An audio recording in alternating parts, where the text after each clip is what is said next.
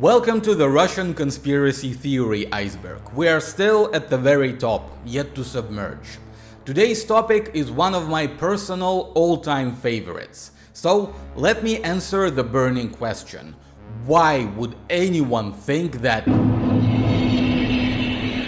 The year is 1991. Soviet Union is about to collapse, and the strict communist censorship is all but gone. And so, two guys decided to have some fun on the Leningrad TV station, inspired by a documentary about the death of the Russian poet Sergei Yesenin, where the authors used some really shaky and far-fetched arguments to prove that the poet was actually murdered. The musician Sergei Kurokhin concluded that this way you can basically prove anything. And for half an hour he sat down with the journalist Sergei Sholokhov, who was in on the whole thing, to discuss one of the most sacred topics of the Soviet Union, Vladimir Lenin. Kurokhin, with an absolutely straight face, argued that based on his meticulous research, which included visiting the ancient temples in Mexico, Lenin, through the consumption of copious amounts of hallucinogenic fungi, transformed himself into a mushroom, and also a radio wave.